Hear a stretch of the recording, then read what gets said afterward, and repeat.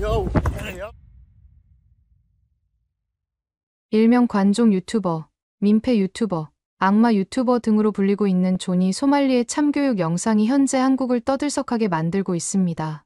이날 소말리를 직접 참교육한 UDT 출신의 한국인 남성은 한국에서 소말리가 벌인 기행들을 눈여겨보고 있었고, 보다 못한 나머지 한국인을 대표해 참교육을 진행한 것으로 알려지고 있는데요.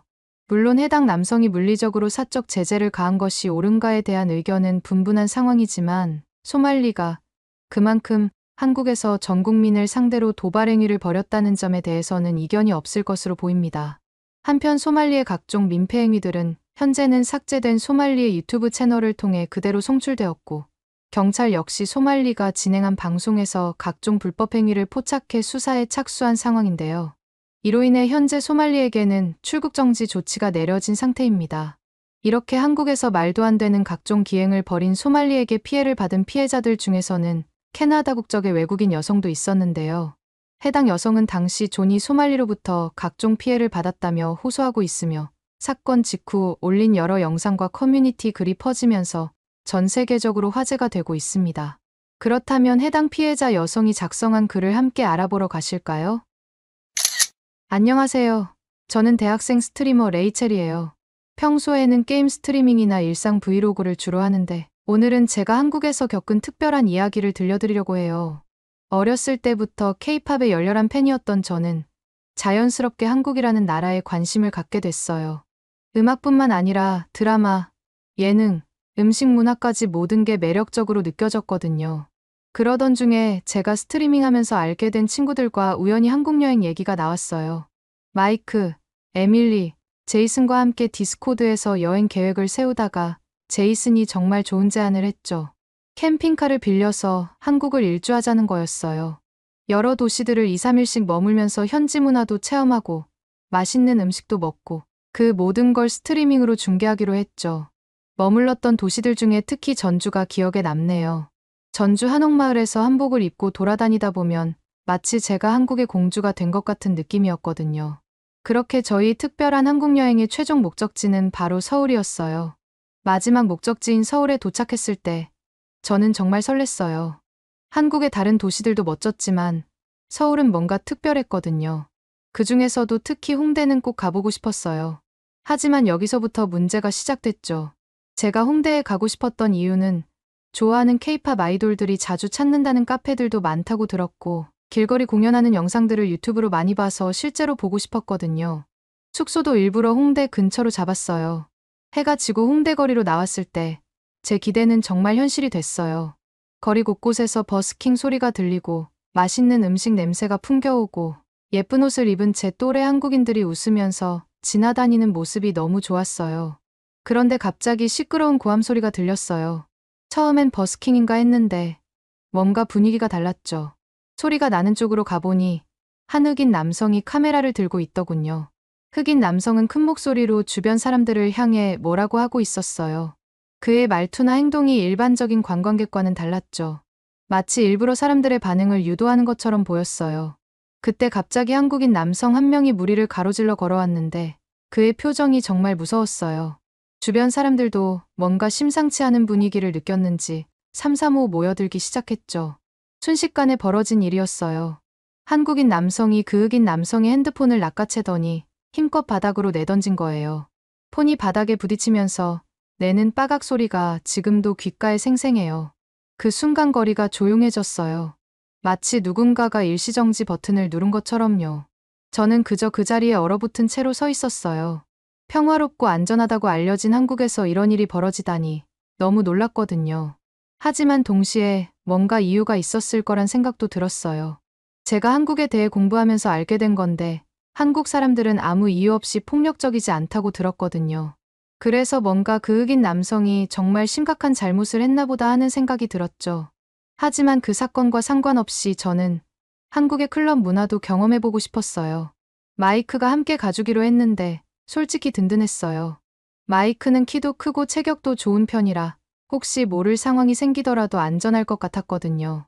그래도 클럽에는 가보고 싶었어요. 마이크가 걱정하지 마, 내가 있잖아라고 하면서 자신만만하게 웃었거든요. 그의 키가 180cm가 훨씬 넘고 평소 웨이트 트레이닝을 한다는 걸 알고 있어서 그때는 정말 든든했어요. 클럽은 제가 상상했던 것보다 훨씬 더 즐거웠어요. 제가 평소에 다니던 동네의 클럽은 힙합이나 EDM이 주로 나오는데 여기는 K-팝도 자주 나왔거든요. 특히 놀라웠던 건 한국 사람들의 춤 실력이었어요. 마치 다들 연습한 것처럼 너무 잘 추더라고요. 다리에 힘이 빠질 정도로 놀고 나서야 클럽에서 나가고 싶다는 생각이 들더군요. 그렇게 저희는 클럽을 나와서 거리를 걸으면서 라이브 스트리밍을 시작했는데 채팅창에서 이해가 안 가는 채팅이 올라오기 시작했어요. 채팅창에서는 계속해서 소말리 주의보, 레이첼, 뒤를 조심해, 얼른 그곳을 떠나세요 라는 메시지들이 올라왔어요. 처음에는 무슨 소리인지 이해가 안 됐어요. 소말리가 무슨 뜻인지도 모르겠고 갑자기 왜 이런 얘기가 나오는 건지 이해가 가지 않더라고요. 그때 제 뒤에서 영어로 된 목소리가 들렸어요. 돌아보니 2명의 흑인 남성이 서 있었는데 한 명은 핸드폰으로 저를 찍고 있었고 다른 한 명은 계속 제게 다가오려고 했어요. 처음에는 그냥 다른 스트리머인가 했어요. 홍대에는 외국인 스트리머들도 많다고 들었거든요. 그래서 저는 너도 스트리머냐고 친근하게 물었죠. 그러자 그들은 웃으면서 대화를 이어갔어요. 어디서 왔냐? 혼자냐? 한국에서 얼마나 있을 거냐 하고 말이에요. 처음에는 그냥 평범한 대화 같았어요. 하지만 점점 그들의 말투가 이상해지기 시작했어요. 너무 예쁘다면서 제 얼굴을 찍으려고 하고 갑자기 신체 부위에 대한 이야기를 하기 시작하더니 결국에는 자기들 호텔로 가자는 말까지 하는 거예요. 채팅창에서는 계속해서 도망가세요. 위험해요. 경고가 이어졌죠. 저는 그런 흑인 남성을 보며 그만하라고 너네가 하는 얘기들 하나도 재미없다고 단호하게 말했어요. 하지만 그들은 멈추지 않았어요. 오히려 더 가까이 다가오면서 우리랑 같이 놀면 재미없지 않을 거야 라고 하면서 제 팔을 잡으려고 했죠. 그때 마이크는 뭐라고 있었냐고요? 마이크는 그저 멀찍이 서서 어색하게 웃기만 하는 거예요. 그 상황을 보면서 정말 마이크에게 실망했죠. 조금이라도 이 상황을 말려주길 바랬거든요. 결국 저는 안 되겠다 싶어서 제가 들고 있던 음료수를 흑인 남자의 얼굴에 확 뿌렸어요. 순간 주변이 조용해졌고 그들도 잠시 멈칫했죠. 저는 그 틈을 타서 마이크 쪽으로 도망갔어요. 이후에 음료수를 맞은 그들이 잠시 사라졌을 때 정말 안도했어요. 이제 그만 돌아갈까 하는 생각도 했지만 방송을 보고 있는 시청자들에게 이런 모습을 보여주기는 싫었어요. 그래서 평소처럼 홍대거리를 소개하면서 걸어가야겠다고 생각했어요. 그런데 갑자기 등 뒤에서 발소리가 들렸어요. 돌아볼 새도 없이 차가운 액체가 제 얼굴 전체에 끼얹어졌어요. 그 순간의 충격이란 눈을 뜰 수가 없었어요. 숨을 쉴 때마다 강한 알코올 냄새가 코를 찔렀고 눈 안으로도 술이 들어가서 눈을 뜰 수 없을 정도로 너무 따가웠죠. 제 원피스는 완전히 망가졌어요. 한국에서 300달러나 주고 산 새 옷이었거든요. 하지만 그것보다 더 끔찍했던 건 제 얼굴이었어요. 2시간이나 공들여 한 메이크업이 전부 번져내렸고 속눈썹도 다 떨어져 나갔죠. 머리카락은 소주 냄새로 끈적거렸고 향수 냄새는 온데간데 없이 사라졌어요. 그 순간 정말 모욕감과 분노가 치밀어 올랐어요. 저는 그저 방송하면서 홍대의 아름다운 밤거리를 보여주고 싶었을 뿐인데 이렇게 망신을 당하다니요. 더군다나 옆에 있던 마이크는 어땠냐고요. 정말 그 모습을 잊을 수가 없더군요. 마이크는 그저 벽에 기대어 서서 어색하게 웃고만 있었거든요. 180cm의 키가 무색하게도 마이크는 마치 겁에 질린 토끼처럼 보였죠. 저는 떨리는 목소리로 내가 뭘 잘못해서 이러는 거냐고 너네들 미쳤냐고 소리쳤어요. 하지만 그 흑인들은 오히려 더 거칠어졌어요. 한 명이 제게 다가오면서 네가 먼저 시작했잖아 라고 소리치더니 갑자기 제 방송 장비를 향해 손을 뻗었어요. 두려움에 질린 저는 본능적으로 근처 피자 가게로 뛰어들어갔어요. 그런데 그때 정말 놀라운 일이 벌어졌어요. 바로 옆 클럽에서 일하던 가드 한 명이 상황을 눈치챘는지 순식간에 달려와서 제 앞을 막아섰어요. 그 한국인 가드는 정말 인상적이었어요. 키도 크고 체격이 너무 좋았거든요. 팔에 근육이 티셔츠를 뚫고 나올 것처럼 보였고 눈빛은 마치 호랑이 같았어요. 그는 단 한마디의 말도 없이 그저 그 자리에 버티고 서 있는 것만으로도 위압감이 느껴졌죠. 그의 등 뒤에서 저는 처음으로 안도감을 느낄 수 있었어요. 특히 놀라웠던 건 그 흑인 남성들의 태도가 순식간에 바뀐 거예요. 아까까지만 해도 저를 위협하던 그들이 이제는 한 발자국씩 물러나고 있었거든요. 한국인 가드는 간단한 영어로 괜찮냐고 물어봤어요. 제가 겨우 고개를 끄덕이자 그 한국인은 고개를 돌려 흑인 남성들을 노려보았죠. 말은 없었지만 그 한국인의 눈빛만으로도 충분했어요. 더 이상 건드리면 가만두지 않겠다는 무언의 경고를 보내는 듯 했어요. 상황이 진정된 것 같아 보여서 그 가드는 자신의 위치로 돌아갔어요. 하지만 제 불안은 여전했어요. 역시나 그 불안은 현실이 됐죠. 가드가 사라지자마자 그 흑인 남성들은 또다시 슬그머니 제게 접근하기 시작했거든요. 이번에는 제가 먼저 핸드폰을 들이밀었어요. 지금 이 상황을 모두 찍고 있으니까 저를 함부로 대하지 말라고 외쳤죠. 당연히 시청자들이 보고 있다는 걸 그 흑인들에게 알려주면 멈출 줄 알았어요. 하지만 제 예상은 완전히 빗나갔어요. 오히려 그들 중 키 작은 한 명이 갑자기 제 핸드폰을 세게 쳐냈어요. 비싼 최신형 아이폰이 공중을 그리며 날아가 바닥에 떨어졌고 액정은 거미줄처럼 금이 갔어요. 더 끔찍했던 건 방송이 그대로 끊겨버렸다는 거예요. 그 순간 저는 정말 무서웠어요. 시청자들과의 연결, 즉 제 유일한 보호막이 사라져버린 거였으니까요. 공포와 두려움에 눈물이 왈칵 쏟아질 것 같았어요. 그런데 그때 또 다른 한국인 남성이 나타났어요. 이 사람은 조금 전에 가드와는 또 다른 분위기였어요. 좀 더 젊어 보였는데 운동을 많이 한 듯한 탄탄한 체격이었죠. 그는 즉시 상황을 파악하고는 저를 피자 가게 안쪽으로 데려갔어요. 안으로 들어가라고 한국어로 말하는 게 느껴졌고 저를 향한 진심 어린 걱정이 제스처만으로도 충분히 전달됐어요. 이 모든 상황을 지켜보면서 마이크는요. 정말 말하기도 창피해요. 마이크는 여전히 멀찍이 서서 어쩔 줄 모르는 표정으로 서 있었어요. 제가 무서워서 떨고 있는 와중에도 그저 그 자리에 얼어붙어 있었죠. 그때 저는 진심으로 후회했어요. 마이크를 뭘 믿고 의지했나 하고 말이에요. 피자 가게 안으로 들어온 순간 저는 완전히 무너져 버렸어요. 다리에 힘이 풀려서 의자에 털썩 주저앉았고 손은 멈추지 않고 떨렸죠. 메이크업이 다 번진 얼굴로 속상해하는 제 모습이 얼마나 처참해 보였을지 안 봐도 뻔했어요. 하지만 피자 가게 직원들은 전혀 불편한 기색을 보이지 않았어요. 특히 제 또래로 보이는 알바생이 정말 천사 같았어요. 따뜻한 물을 가져다 주면서 괜찮을 거라고 진정 좀 하라고 말해줬거든요. 서툰 영어였지만 그 따뜻한 마음이 고스란히 전해졌어요.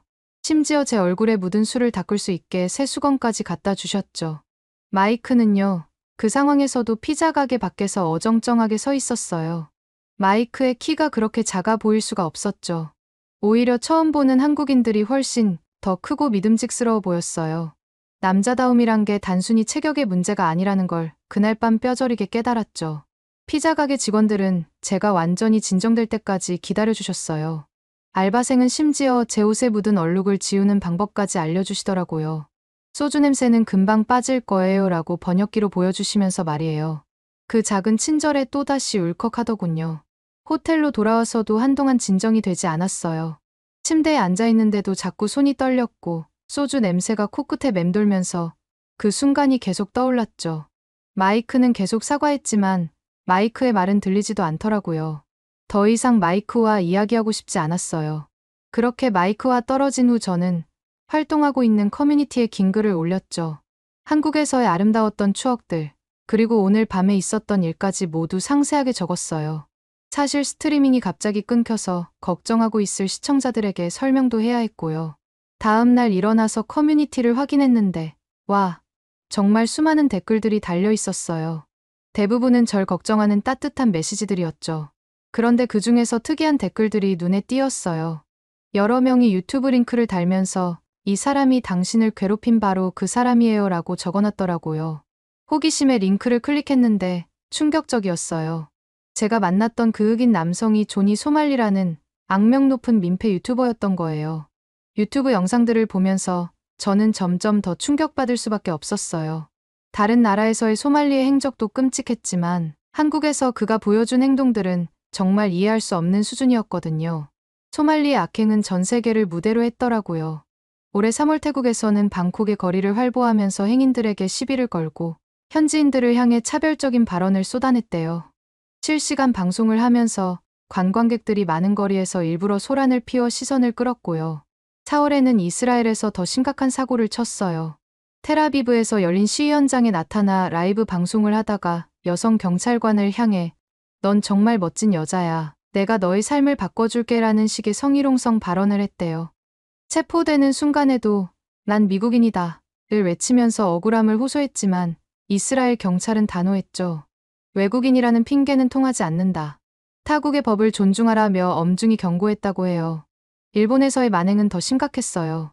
도쿄 지하철에서 원폭 발언으로 승객들을 공포에 빠뜨렸을 때 유일하게 그를 제지한 건 한국계 미국인이었대요.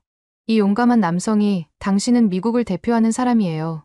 이런 행동은 다른 나라 사람들이 미국을 존중하지 않게 만들 뿐이에요 라고 지적하자 소말리는 오히려 한국전쟁 때 우리가 너희에게 뭘 해줬는지 잊었냐며 도발했다고 해요. 게다가 한국에서의 그의 행동은 정말 말도 안 되는 수준이었어요. 이태원에서는 위안부 할머니들을 기리는 평화의 소녀상 앞에서 춤을 추고 모욕적인 행동을 했더군요. 한 편의점에서는 연세가 지긋하신 여성 직원에게 음료수를 던지고 라면을 바닥에 쏟아버렸죠. 지하철과 버스에서는 고의로 음란물을 틀어서 승객들을 불편하게 했고요. 영상들을 보면서 가장 충격적이었던 건 소말리가 한국의 법과 공권력을 얼마나 우습게 여겼는지였어요.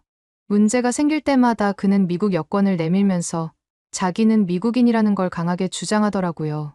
마치 그게 모든 잘못을 덮을 수 있는 면죄부라도 되는 것처럼요. 하지만 한국인들은 달랐어요.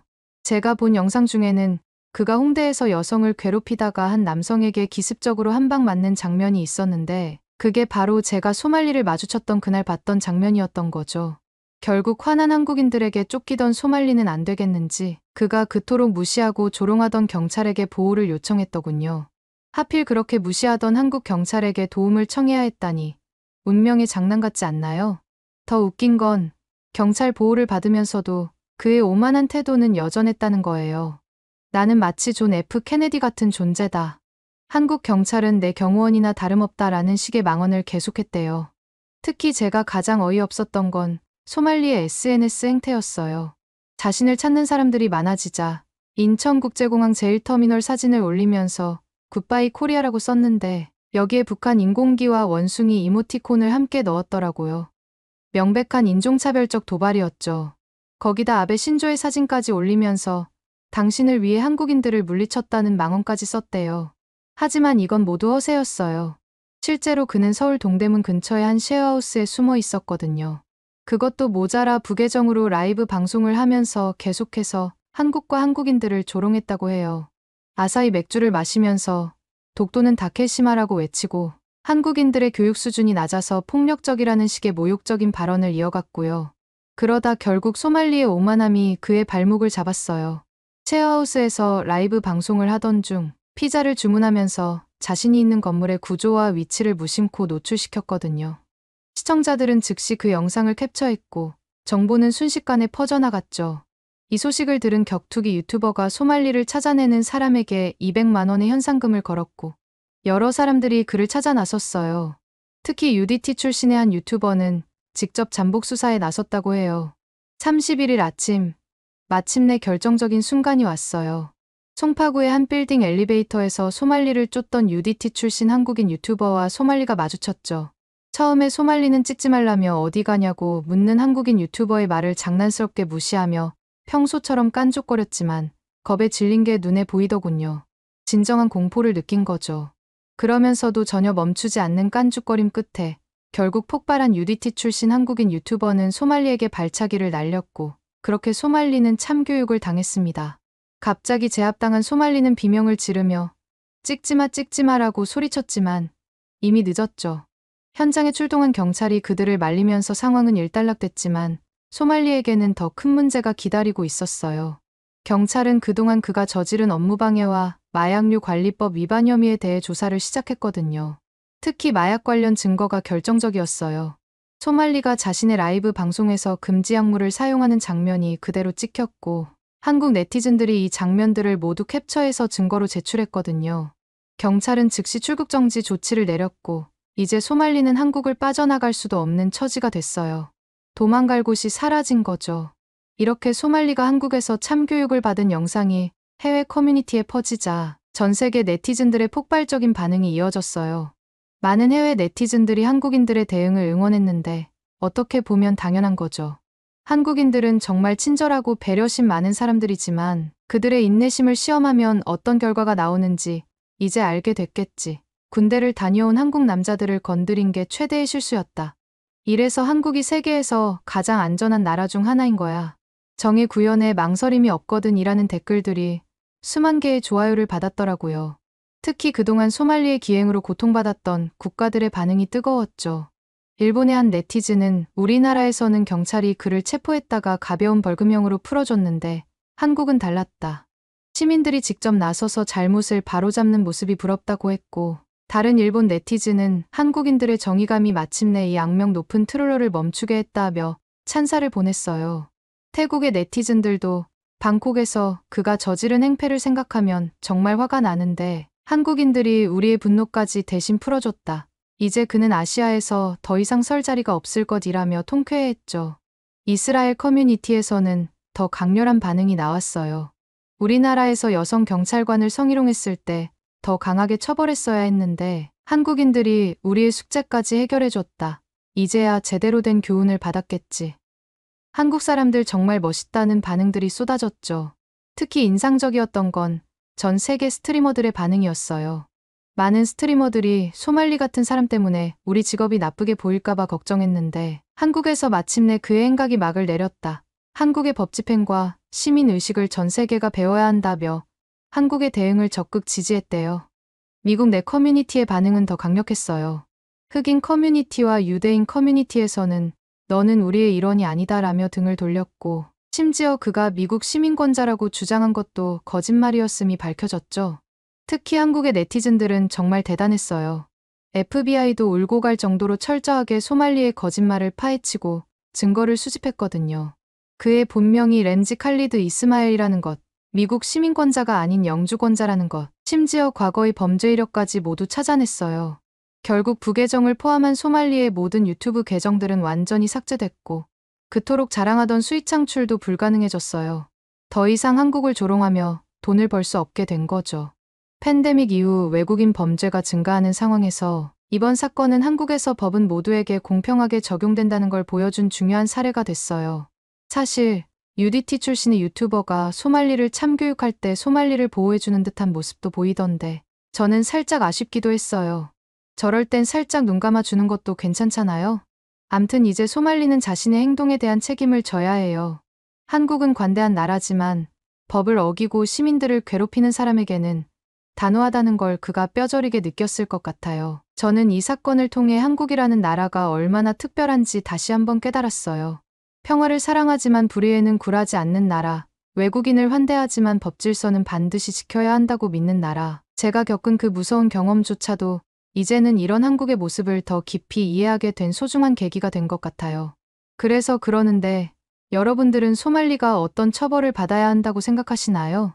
오늘의 사연은 어떠셨나요? 오늘의 사연이 마음에 드셨다면 좋아요만 한번 눌러주세요. 1초밖에 안 걸리지만 좋아요를 한번 눌러주시면 더 좋은 사연을 소개해드리는데 큰 힘이 된답니다. 긴 영상 시청해주셔서 감사합니다.